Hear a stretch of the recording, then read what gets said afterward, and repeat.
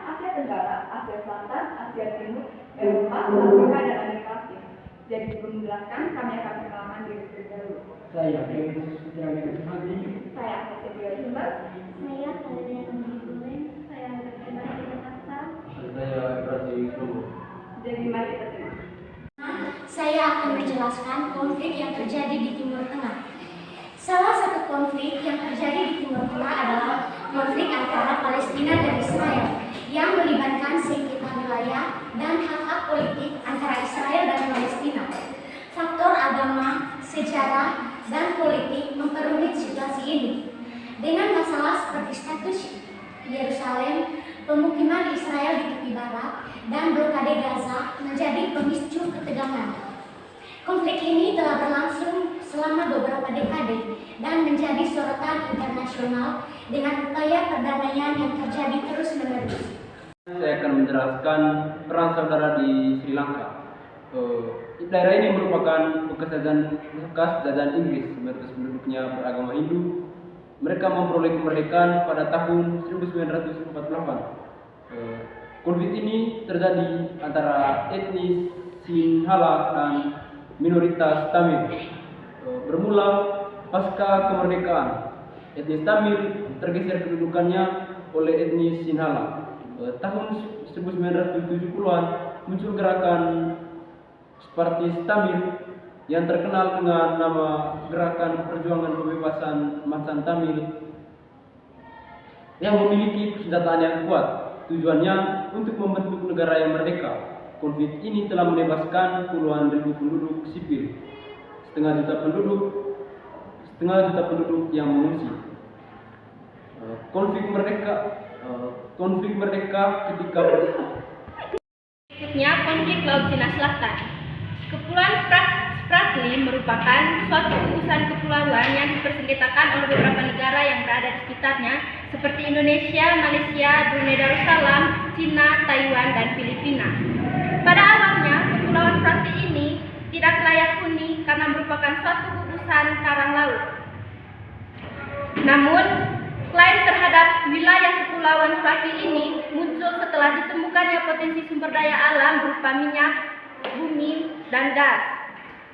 Dan lokasinya yang strategis di lintas perdagangan antar negara mulai memanas pada tahun 1947. Proses damai di Laut Cina Selatan yang diperkasai oleh ASEAN sampai saat ini itu belum membuahkan hasil.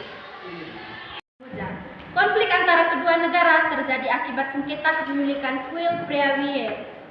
Kuil ini terletak di antara distrik Chon Kan di Kamboja dan distrik Kantaralak di Thailand. Pada tahun 2008, kuil peninggalan abad 11 ini dimasukkan ke dalam daftar budaya dunia oleh UNESCO. Hal ini disambut gembira oleh rakyat Kamboja, tetapi justru memicu masalah bagi Thailand. Akibatnya terjadi kontrak antara tentara Kamboja dan Thailand di dekat kuil Preah-Vihear pada tanggal 15 Oktober 2008. Thailand kemudian meminta DKPBB untuk mengerahkan pasukan pemelihara perdamaian, tetapi oleh PBB diambil jalur diplomasi antara keduanya dan ketua ASEAN yaitu Retno Natalegawa. Hasilnya antara Thailand diwakili oleh Menteri Kasit Thailand diwakili oleh Menlu Kasit Piryama dan Kamboja diwakili oleh Hun Sen akan menyelesaikan konflik dengan cara damai. 3. Konflik Asia Selatan. Konflik Kashmir antara India dan Pakistan. Faktor yang menjadi pemicu adalah masalah agama, yaitu penduduk yang beragama Islam di Pakistan dan pemeluk Hindu di India, di samping masalah pembagian wilayah, terorisme, dan nuklir. Konflik semakin kuat dengan munculnya kelompok militan Kashmir yang menentang segala keputusan pemerintah Hindu India dan menuntut kemerdekaan Kashmir dari India atau bergabung dengan Pakistan. Pada tanggal 5 Januari 2004, dimulai usaha perdamaian antara Perdana Menteri India Wajpayee dan Presiden Pakistan, Pervez Musharraf. Kedua pemimpin menyepakati untuk memulai dialog menyeluruh. Hingga sekarang, ketegangan antara kedua negara belum memiliki titik temu. Menjelaskan konflik di Eropa. Konflik Rusia dan Ukraina. Konflik di Eropa adalah krisis Ukraina. Konflik ini dimulai pada 2014 ketika Rusia menduduki Crimea setelah pembunuhan Presiden Ukraina yang pro-Rusia. Peristiwa ini memicu ketegangan antara Ukraina dan Rusia, serta melibatkan negara-negara Barat yang mendukung Ukraina. Konflik ini menimbulkan sanksi internasional, pergeseran geopolitik, dan konfrontasi militer di sejumlah wilayah. Meskipun upaya diplomasi terus dilakukan, krisis Ukraina tetap menjadi titik fokus ketidakstabilan di Eropa Timur. Konflik yang ada di Eropa yaitu konflik sengketa Serbia dan Kosovo. Sengketa Serbia dan Kosovo berasal dari status politik Kosovo yang menyatakan kemerdekaannya dari Serbia pada tahun 2008. Dan tentu saja Serbia menolak mengakui kemerdekaan Kosovo. Upaya negosiasi dan normalisasi hubungan dilakukan oleh Uni Eropa, tetapi sengketa status yang mendasar masih menjadi hambatan utama. Isu etnis dan agama juga memperumit konflik ini. Lalu yang berikutnya konflik yang ada di Afrika.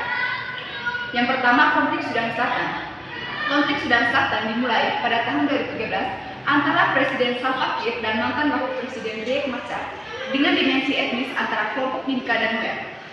Pertempuran ini menyebabkan kerugian besar, krisis kemanusiaan, puluhan ribu kematian, meskipun beberapa perjanjian damai ditandatangani, perjalanan menuju stabilitas masih berlanjut dan upaya pemulihan terus dilakukan.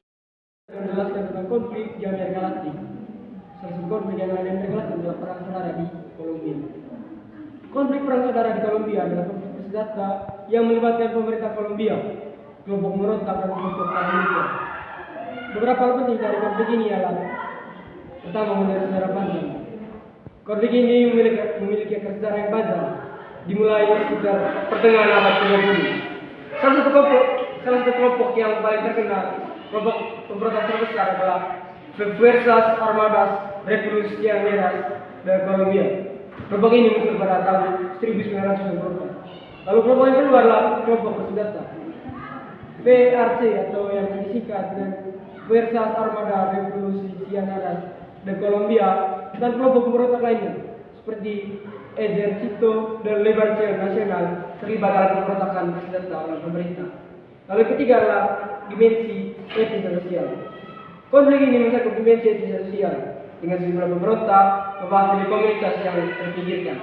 Lalu yang keempat, narkoba dan rolling. Beberapa kelompok terlibat dalam perdagangan narkoba. Lalu konflik yang terakhir adalah konflik di Meksiko. Konflik ini disebabkan oleh perdagangan narkoba. Konflik perang narkoba di Meksiko dimulai pada abad 2000-an. Melibatkan pemerintah dan kelompok bersenjata seperti kartel narkoba. Kontrol dari jalur perdagangan narkoba memicu kekerasan brutal, menciptakan dampak kemanusiaan serius. Meskipun ada upaya untuk menanggulangi, tingkat kekerasan terus meningkat dan perdagangan narkoba tetap menjadi sumber utama konflik. Konflik Republik Demokrasi Kongo. Konflik di Republik Demokrasi Kongo merupakan pertempuran sumber daya alam, terutama mineral dan mineral. Sebagai kelompok bersenjata, intervensi negara lain, dan masalah kemanusiaan memperumit konflik ini. Meskipun ada upaya perdamaian, tekanan besar tetap terjadi, dan sejatinya konflik terjadi. Ini adalah faktor politik, ekonomi, sosial, dan budaya bersama-sama membentuk dinamika konflik. Sementara dampak yang dapat merambah ke berbagai sektor masyarakat. Upaya penyelesaian yang dilakukan baik oleh pemerintah maupun masyarakat, termasuk negosiasi, diplomasi, dan bantuan kemanusiaan, menjadi kunci dalam mengatasi tantangan ini. Sementara konflik adalah realitas yang kompleks. Komitmen global terhadap perdamaian, kasih manusia, dan keadilan sosial akan menentukan pada bentuk dalam menuju masa depan yang lebih stabil dan harmonis.